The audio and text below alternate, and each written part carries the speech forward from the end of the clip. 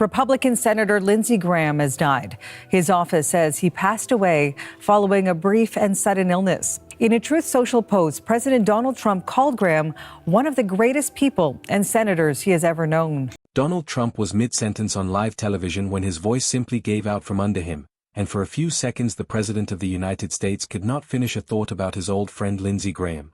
It wasn't a policy question that did it. It was a phone call. A normal, forgettable phone call that turned out to be the last conversation two men would ever have, and neither one of them had any idea at the time. By the time the sun came up the next morning, one of the loudest and most recognizable voices in the United States Senate was gone, and the President of the United States was on the phone with a national news anchor, still sounding like a man trying to talk his way out of shock. It started on a Saturday evening in the middle of July. Lindsey Graham had just landed back in Washington after flying home from Ukraine, exhausted from a trip that had taken him across an active war zone and back in the space of about a day. Sometime in the early evening, he picked up the phone and called President Trump. He wasn't calling to check in or to talk about his health. He was calling about work, the same way he almost always did. He told the president they were all set on the Save America Act, a piece of election legislation he had been pushing hard through the Senate, and the two of them briefly talked about maybe meeting up the next day. Trump would later say Graham sounded a little tired from the flight, but otherwise completely normal, the way a 71-year-old man would sound after crossing an ocean and back. They hung up. Nobody on either end of that call had the faintest idea it was the final one. Hours later, just before 8:30 that evening, emergency crews were called to Graham's home on Capitol Hill after reports of chest pain. Paramedics worked on him at the scene before he was rushed to George Washington University Hospital. Not long after, in the middle of the night, someone from Graham's office reached out to the president directly. Trump has said he got that message around 1 in the morning, and that he simply couldn't process it at first. Graham's own office confirmed the news publicly in the early hours of Sunday morning, releasing a short statement saying the senator had passed away from what they called a brief and sudden illness, and asking for prayers and privacy for the family during an incredibly difficult time. He was 71 years old. When Trump spoke publicly about it the next morning, calling into NBC's Meet the Press instead of the man who was originally supposed to appear on that very program, he sounded like someone still doing the math in his head, trying to figure out exactly how close he'd come to being one of the last people Lindsey Graham ever spoke to. He said what made it even stranger was getting that call the night before, hearing Graham say they were all set on the legislation he cared so much about, hearing him sound tired but otherwise fine, and then finding out only hours later that he was gone. Trump called him one of the greatest people and senators he had ever known, said he was always working, always pushing, and that losing him felt like losing a member of his own family. It's the kind of grief that catches people off guard on live television, because Donald Trump is not exactly known for cracking in front of a camera, and for a few moments on that Sunday morning, he did. To understand why his death landed so hard, and so suddenly, you really have to rewind about 24 hours, because the day before Lindsey Graham died, he was about as alive and energized as a 71-year-old man can possibly be.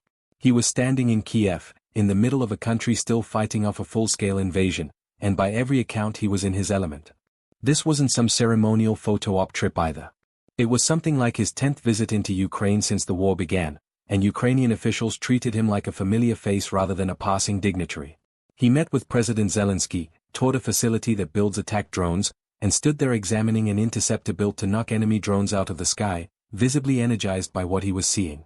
He told reporters on the ground that it would be a serious mistake for the United States not to work more closely with Ukraine on drone technology, arguing that Ukrainian engineers had been forced by necessity to solve problems nobody else in the world had solved yet. Then, standing in front of destroyed Russian military equipment, he made an announcement that would end up defining the very last chapter of his career. He told reporters that he had just reached an agreement with the White House on a long-delayed package of sanctions targeting Russia and the countries helping fund its war effort, a bill some people had taken to calling the sanctions from hell because of how aggressive it was. He said he had never felt more optimistic that there was finally a real, workable path toward ending the war, framing it as a moment where enough economic pressure might finally force Vladimir Putin's hand. It was, by every measure, one of the best days of his political career. He wasn't a man coasting toward retirement. He was still chasing the biggest legislative win of his life, and by his own account, he believed he had just gotten it. From there he boarded a flight back across the Atlantic, landed in Washington, made that call to the president about a completely different piece of legislation, and went home. Nobody around him, including the people who loved him most, had any reason to think anything was wrong. He simply sounded like someone who had been traveling for a long time, which, of course, he had. The preliminary medical finding, released by the District of Columbia's medical examiner, pointed to an aortic dissection connected to underlying arteriosclerotic cardiovascular disease, essentially a tear in the body's main artery, a condition that can escalate from mild symptoms to a life-threatening emergency extremely fast. It's also a condition that tends to run in families, and Graham's own father died of a heart attack at 69, which makes the medical explanation for his son's death considerably less mysterious than a lot of people online were initially willing to accept. Because that's exactly what happened within hours of the announcement. Graham's office had given the public very little to go on, just a short statement mentioning a sudden illness with no further detail, and when a public figure dies that suddenly with that little explanation, speculation tends to fill the space almost immediately. Some of the loudest voices online, including activist Laura Loomer, began publicly questioning whether Russia or Iran could have been involved, pointing to the timing of his return from Ukraine, past threats against him from Russian officials and Iranian state media, and demanding an immediate toxicology investigation. It's understandable why the timing felt suspicious to some people on the surface. Here was a man who had spent years as one of Moscow's loudest critics in the Senate, who had just walked out of a war zone he'd been visiting to support Ukraine's fight against Russia, dropping dead within about a day of coming home. But that theory ran into a serious problem almost immediately, which is that there was never any actual evidence behind it. Law enforcement officials told multiple news outlets there was no indication of anything unnatural or suspicious about Graham's death, and that the case was being handled the same routine way any unexpected death at a private home would be handled. The FBI's involvement, which some people online treated as confirmation of a cover-up, was described by investigators as nothing more than standard assistance, not evidence of a crime. In the end, the far less dramatic explanation, a man in his 70s with a family history of cardiovascular disease suffering a sudden cardiac emergency after an exhausting overseas trip, was almost certainly the correct one, even if it wasn't the one that spread fastest online. What often gets lost in all of that noise is who Lindsey Graham actually was away from cameras and committee hearings, and that story starts with an enormous amount of loss most people never really registered. He never had a wife. He never had children of his own. That wasn't some quiet personal failure he tried to hide, it was the direct result of tragedy that hit him extremely young. When Graham was around 20 years old, his mother died of Hodgkin's lymphoma.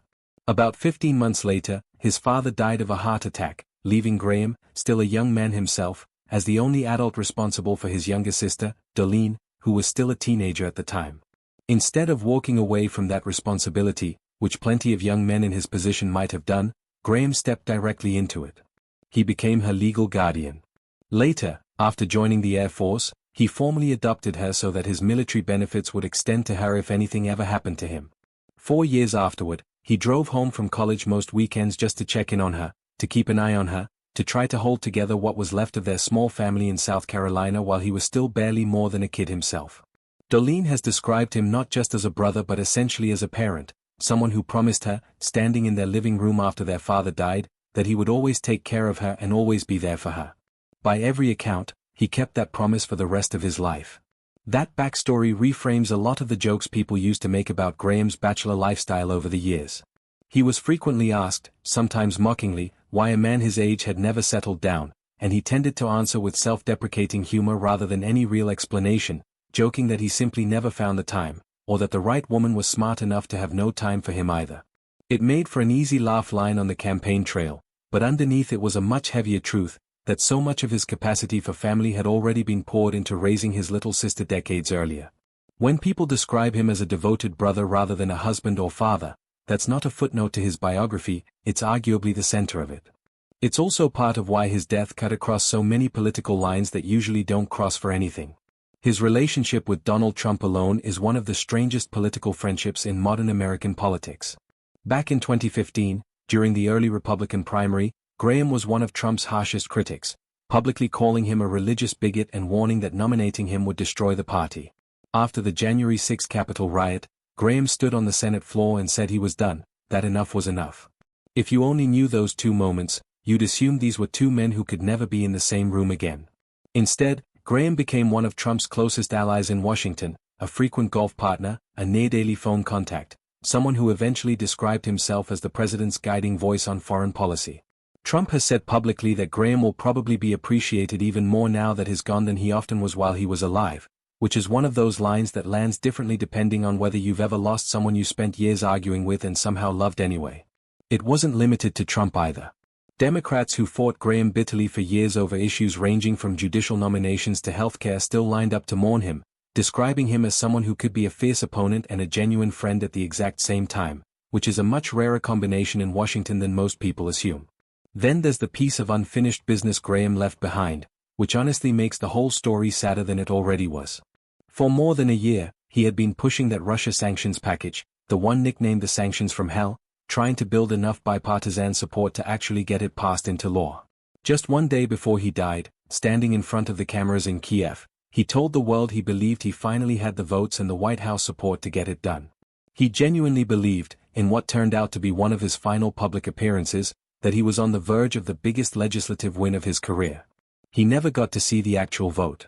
Now, lawmakers from both parties, including some who had fought against him for years on other issues, have said the most fitting tribute they can offer is to finally pass the legislation he spent his last year fighting for. If that bill does eventually become law, it will carry his fingerprints on the ending of a war he spent years trying to help finish, a strange kind of victory that only exists because the man who wanted it most isn't around to see it happen. His death also leaves behind a very practical problem for South Carolina, since he was in the middle of running for a fifth full term in the Senate at the time he died. He had just won his primary weeks earlier and was considered the favorite heading into the general election. Under state law, the governor is expected to appoint someone to fill the remainder of his term, with a separate election held later this year to determine who holds the seat going forward. Graham had held that Senate seat for more than 2 decades, and before him, only 2 other people had represented South Carolina in that same seat going back nearly 70 years, which gives you some sense of just how significant a gap he leaves behind in that state's politics.